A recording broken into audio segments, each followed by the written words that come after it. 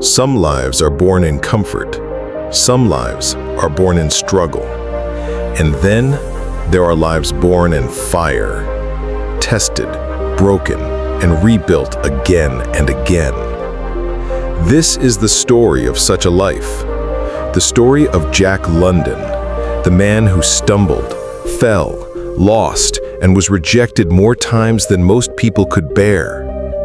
Yet through it all, he refused to let life kill his spirit. He refused to die before his dream lived.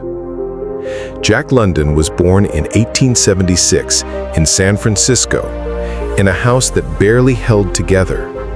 His father abandoned him before he could take his first breath. His mother, fragile and struggling with her own mind, could not give him the warmth of security.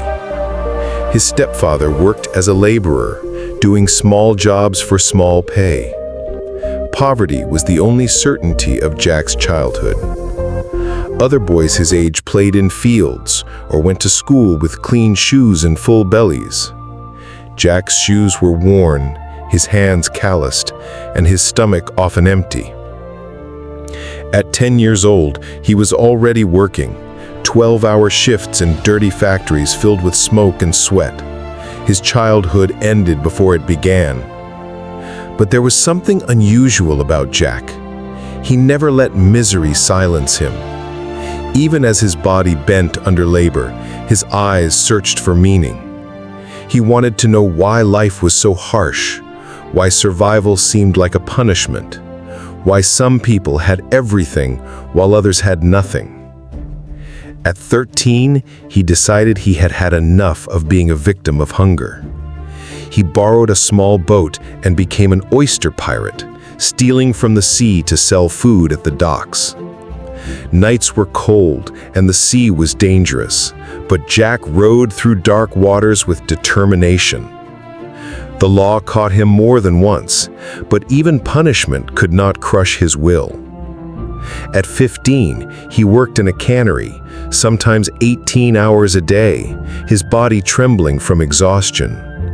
He saw men twice his age collapse beside him, and he wondered if this would be his life, endless days of toil until death. But deep inside, he carried a stubborn flame. He told himself, "I was not born only to suffer. There must be more to life than this." That flame grew when Jack discovered books. A small public library became his secret world. He read late into the night, sitting under dim lamps, his rough hands flipping pages as if they were treasures. He devoured novels of explorers, thinkers, and dreamers. He discovered Shakespeare, Darwin, Kipling, and Stevenson, voices that told him the world was bigger than the docks and the factories. He dreamed of adventures, of writing stories that could live beyond him. But dreams could not pay rent. At 17, he joined a sealing ship to Japan, braving storms, bitter cold, and the endless sea. The work was brutal, but the adventure filled him with stories. At 18, jobless and broke, he wandered from town to town. At 19, he joined a protest for workers' rights, shouted for justice, and was thrown into jail. Each trial hardened him, but also carved into him the raw material of a writer: pain, hunger, and survival.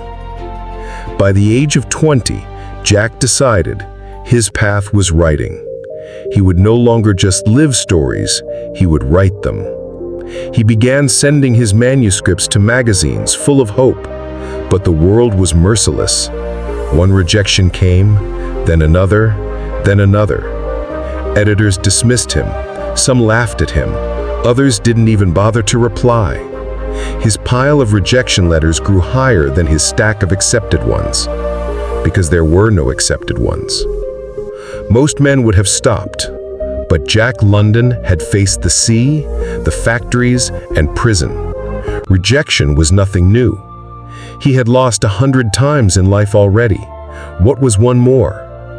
So he wrote harder. Every morning before dawn, he sat at his desk. Every night, long after others had fallen asleep, he scratched words onto paper.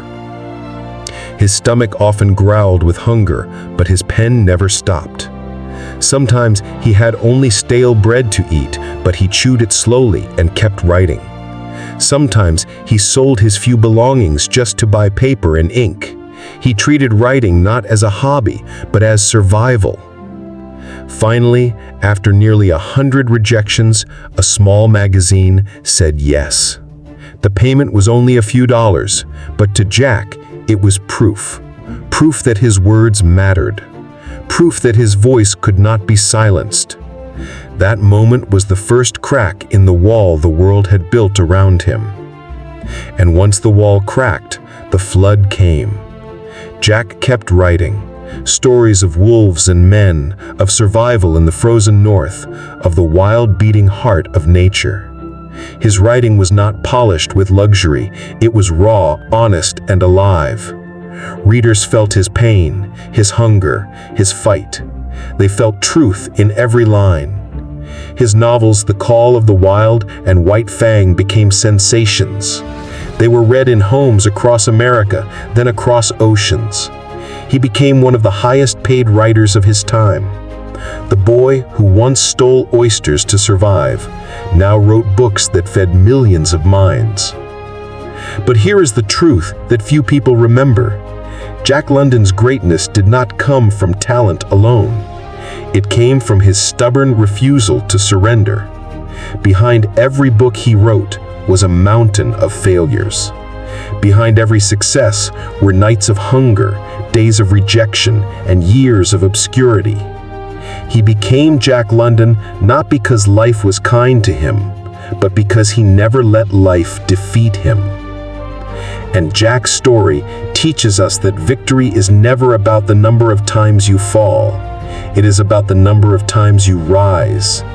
Rejection is not the end, but the path. Pain is not a curse, but a teacher. And maybe that is why his words still live today, because they were not just stories, they were his truth. They were born from fire, from wounds, from survival. They were proof that a man who lost 100 times could still win if he refused to give up. So, my friend, if you feel like life is against you, if every door seems to close, if every effort ends in failure, remember Jack London. Remember the boy with nothing, the young man with rejection letters stacked higher than his hope, and the writer who lost 100 times but kept going. He was not luckier than you. He was not stronger than you.